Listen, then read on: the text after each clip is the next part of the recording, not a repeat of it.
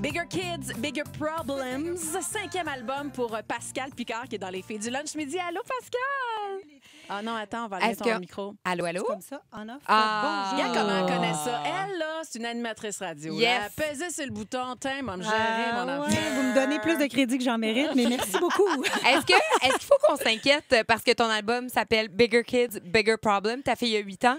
C'est-tu un présage qui s'en vient vers nous? J'espère que non, mais c'est une expression que j'ai entendue beaucoup, parce qu'on pense, little kids, little problems. Ouais. Puis, bon, mais en fait, moi, le propos, c'est plus, on est juste, we are just bigger kids with bigger problems. Fait que, on reste les mêmes personnes, avec les mêmes défauts, les mêmes qualités. On s'améliore idéalement. Là. On espère. On espère, on souhaite. Mais c'est ça, les problèmes sont on n'est pas nécessairement mieux outillés pour les gérer. C'est peut-être un peu ça. Ouais. Toi qui es animatrice donc au FM 93, nos amis de Québec, tu es dans le retour, pas entre autres, tu es dans le retour avec PA Méthode. Oui. Donc nos amis au 102.9, peut-être que vous dites, ah oui, Pascal Colin, c'est une fille de chez nous. Auteure, compositrice, interprète depuis plus de 20 ans maintenant. Ouais, j'ai envie de dire ça, oui. Aïe, aïe, aïe. Premier album 2007 qui est sorti avec 18, mais tu sais, ça fait depuis que j'ai l'âge de rentrer dans les bars finalement avec une guitare que je fais ça, là, un peu le même parcours. Puis là, il y a 6 ans qui séparent ton dernier album et donc ce 5e-là. Ouais. Qu'est-ce qui fait que 6 ans plus tard, tu fais comme, ben là, cool, c'est beau, on repart ça, je retourne à l'écriture? Bien, ça s'est fait graduellement, là, puis c'est ça qui fait, je suis rendue collègue à la radio. C'est un peu un défaut, là, en cours de route avec la pandémie qui a fait tout arrêter à un moment donné. J'étais au milieu de la tournée de mon album précédent qui était sorti en 2018. Donc, 2020, il me restait encore une couple de spectacles, mais tout a fermé, puis on dirait que la pandémie, ça a été un moment pour moi. Il y en a que ça a rendu plus créatif musicalement. Il y a des musiciens qui se sont enfermés en studio puis qui n'ont pas trippé parce que personne trippait, là, on s'entend. Là. Ouais. Mais moi, ça a juste fait arc. Tu sais, tous ces efforts dans la vie, c'est de plus en plus difficile de monnayer la musique. Puis quand tous tes œufs sont dans le même panier, comme c'était mon cas à l'époque, ça devient que ça met une pression sur faire de l'art quand c'est pas ça le but au départ. Là, fait que là je me suis mis molle à terre dans mon salon pendant un petit bout à digérer.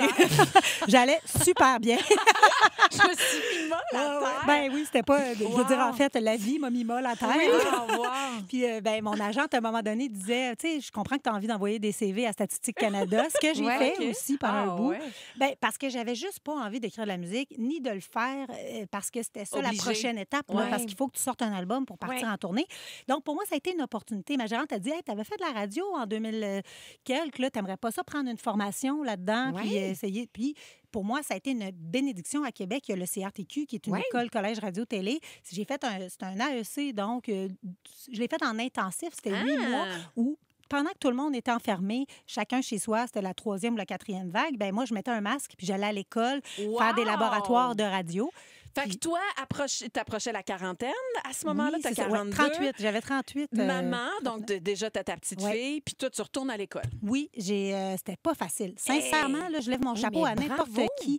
Ben non, mais comme je dis, bravo, mais j'étais tellement contente d'aller à l'école puis de voir du monde. Je me sentais privilégiée. Mais j'avais la chienne, là, parce que je veux dire, j'avais 38, 39.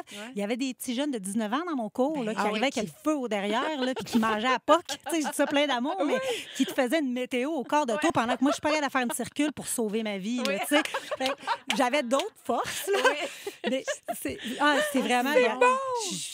on est ce qu'on est, mais c'est juste que ce qui arrive, on dirait que finalement, je me suis juste acceptée comme j'étais, avec les forces, les limites. Ça, c'est la bénédiction de vieillir. Puis de dire, OK, je suis pas capable de faire la météo, mais je peux te parler je peux rebondir sur une couple de sujets. Puis là, je suis allée faire de la radio et le fait d'en faire de manière quotidienne, je me suis améliorée. Puis j'aime ça. Tu sais, comme Ivry, vous le savez, là, mais d'avoir la chance d'avoir un micro, parler avec le monde directement. La proximité, de la messagerie texte. Maintenant, là, on est en contact constant avec les gens. Fait que c'est vraiment trippant. C'est une aventure de gang. Oui, puis t'es dans le direct, t'as pas de filet. Exact. Fait que le fait de payer mes comptes avec ça, mettons, ça m'a donné le goût de faire de la musique à nouveau. Et la créativité, l'esprit... Oh, j'ai de la misère oui, je le sais, mais moi, je parle, mais je te suis. La créativité, la création, c'est arrivé. Tout ça, cette affaire-là, c'est arrivé. Il y a une chanson, il y en a 10 nouvelles, donc sur cet album-là, qui sort d'ailleurs ce vendredi. Oui. Puis il y en a une qui nous a vraiment beaucoup accroché dans les filles du lunch. Mais moi, tu sais que je suis fan depuis toi, là, tout début. T'es écœurante. On s'était vu sur un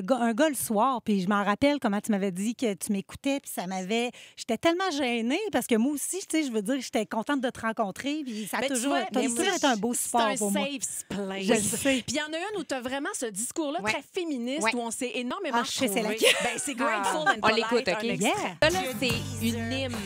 Vous me faites capoter, les filles. Vraiment malade, ce Mais tune-là. je l'écoute, puis j'ai encore des frissons. Ben, moi, c'est votre réaction qui me donne des frissons. J'ai envie de pleurer en ce moment. C'est pas en m'écoutant la toune en me disant « Mon Dieu, que c'est bon! » Mais c'est de sentir que ça résonne parce que cette chanson-là, elle a comme fui de ma bouche en quelques journées. Elle a failli pas être sur l'album. On était en train de l'enregistrer en 4 jours. Ça aurait été une erreur! Ben oui, mais c'est juste parce qu'elle n'était pas finie. Mais attends, mais pour ceux qui parlent pas anglais, Ah oui.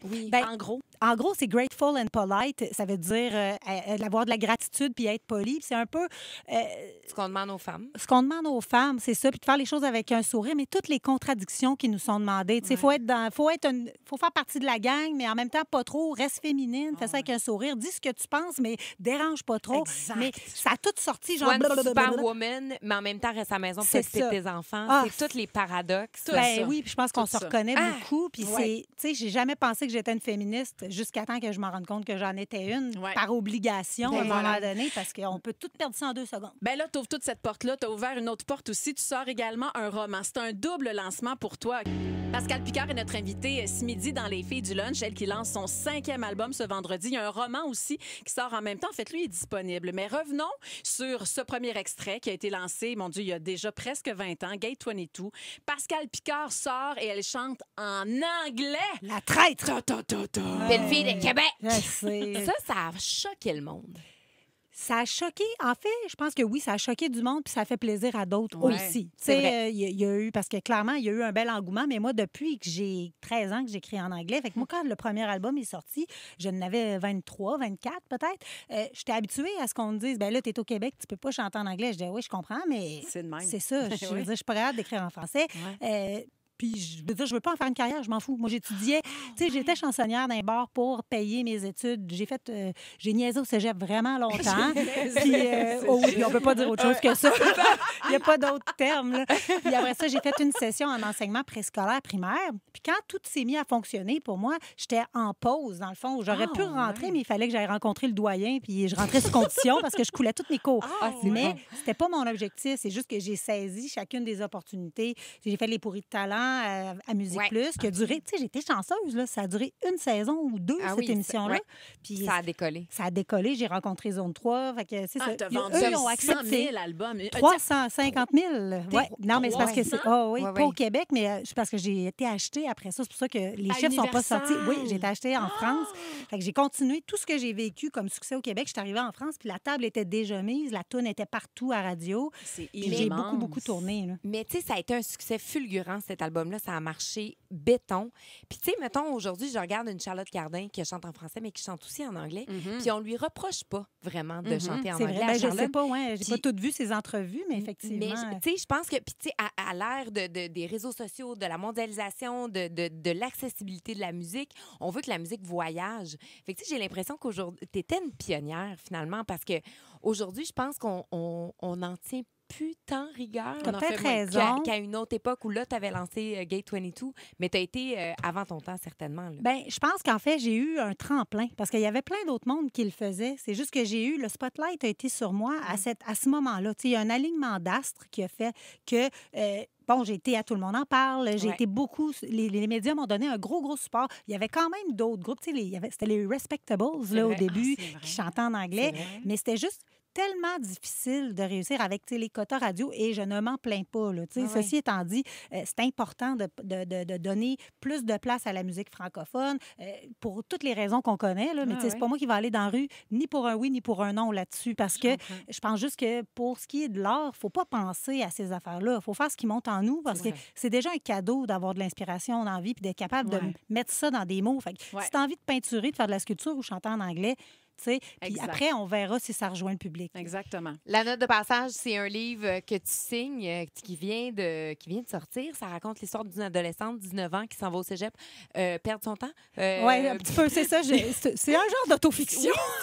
Mais c'est ça ma question. Il y a un peu de toi là-dedans. Oui, il y a beaucoup. Qui rêve d'être chanteuse. Oui, exactement. Qui travaille à Belle-Province, qui est en appartement, qui roule ses scènes pour sortir au bar open. Le Cachemire à Québec, vous connaissez peut-être pas, mais vous avez sûrement d'autres références à boire à 25 cents entre 10h et minuit. Là, oh mon Dieu! Fait que, oui, c'est une autofiction. Fait que ça part d'une période... J'ai vraiment voulu faire comme un hommage à ce petit temps-là où tu es jeune adulte, puis que quand ta carte de crédit est loadée à 100$, tu penses que c'est la fin des temps. Et puis, tu vas faire faillite. Tu vas faire faillite, exactement. Est-ce que tu as fait le tour de ton entourage? Parce que dès le départ, là, tu décris un certain prof bien plate au cégep, comme genre, il existait pour vrai, ce prof-là? Ben oui et non, c'est ça. C'est un mélange C'est un mélange de plein d'affaires. C'est pour ça que c'est une autofiction. C'est vraiment pas une biographie. C'est 6 mois dans la vie d'une... Puis tout le monde est un peu loser là-dedans. J'aime mieux quand même vous prévenir. Il y a personne qui reluit beaucoup. Si j'avais fait ça sur toute une vie, probablement que les personnages auraient évolué, mais là, ça évolue pas bien. Je comprends. C'est quelque chose qui se veut très léger. Mais c'est pour très rigoler. bien imagé. Écoute, moi, je l'ai commencé hier soir à côté de M. Brault, puis je voyais toutes les M. Brault, on s'en fout, mais je voyais toutes les images on le salue. de ton personnage en train de regarder la TV avec son grand-père. Quand le grand-père, il meurt, il donne son auto, mais c'était un vieux bazou de rien du tout. Mais elle est contente parce que c'est comme sa fierté, c'est sa liberté. Je pense que chaque adolescente va pouvoir se retrouver là-dedans. C'est ce que j'avais envie de faire. C'est ça, c'est la période où tout le monde, on s'aime pas. C'est vraiment, on passe tout par là. C'est difficile. C'est difficile, tabarouette, puis on se connaît pas, puis on veut essayer de se fondre, pas trop sortir du lot, mais en même temps se définir. Ça dure pas longtemps. Là. Fait que c'est vraiment, j'avais envie de mettre des images et de cette période-là et du fait que c'était en 2001 aussi. Avec pas de réseaux sociaux, des padgettes, pas de cellulaire. Puis, la belle époque. Ouais, c'est bonne chance avec Merci, ça. les Et bravo filles. d'oser faire autre chose, essayer plein de trucs aussi. Je suis juste inconsciente. Oh non, c'est beau. Ben, si t'es inconsciente, c'est une belle inconscience. Oui, parce que ça t'amène à faire des belles affaires. Fait que merci de le faire. Les filles. Ça s'appelle La note de passage et c'est disponible dès maintenant pour ton roman, Pascal Picard. Sinon, vendredi, ton 5e album, Bigger Kids, Bigger Problems. Pascal, merci tellement. Oh non, merci à vous, les filles. Vous êtes fantastiques. Tu reviens quand tu veux, OK? Parfait. Parce que c'est un safe place, la porte est ouverte. Même affaire à Québec. Hein? Oui, voir avec au 93. Parfait. Ça, le balcon.